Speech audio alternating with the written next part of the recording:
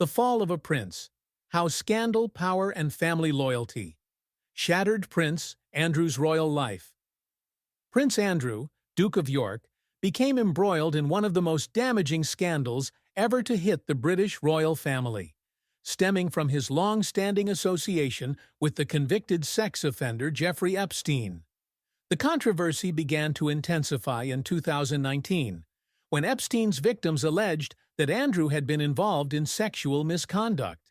One of them, Virginia Giuffre, accused him of sexually assaulting her when she was 17, claims Andrew has consistently denied. However, his attempts to clear his name only worsened the situation, particularly following a disastrous BBC Newsnight interview in November 2019. In that interview, Andrew appeared evasive and unapologetic, denying recollection of meeting Giuffre and famously asserting he could not have been sweating at the time due to a peculiar medical condition. The public and media backlash was swift and severe, painting him as detached, unaccountable, and lacking empathy for Epstein's victims. The fallout led to serious repercussions. Amid public outrage and pressure from within the royal household, Prince Andrew announced he would step back from public duties for the foreseeable future later that same month. This effectively marked the end of his role as a working royal. In early 2022, following Virginia Giuffre's civil lawsuit in the United States, Buckingham Palace issued a statement confirming that Andrew had been stripped of all his honorary military titles and royal patronages. Moreover, he was instructed to cease using the style His Royal Highness, HRH, in any official capacity, a significant symbolic demotion.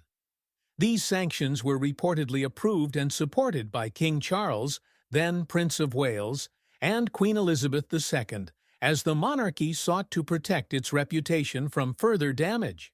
The sanctions carried weight beyond their symbolism.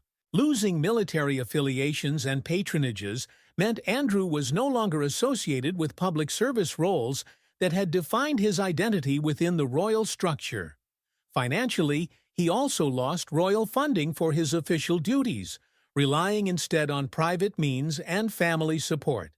His legal troubles culminated in a settlement with Giuffre in 2022, reportedly involving a multi-million-pound payment without admission of guilt, which further strained his standing.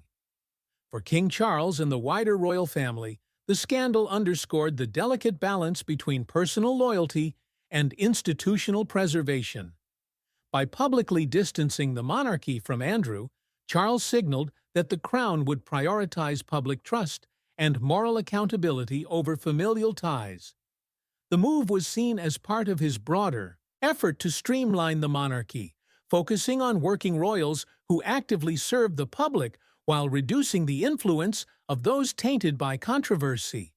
For Andrew personally, the consequences have been devastating and largely irreversible. He remains largely excluded from royal events, except occasional private family gatherings. His attempts to rehabilitate his image have been quietly discouraged by the palace, reflecting the royal family's determination to prevent his presence from overshadowing their public duties.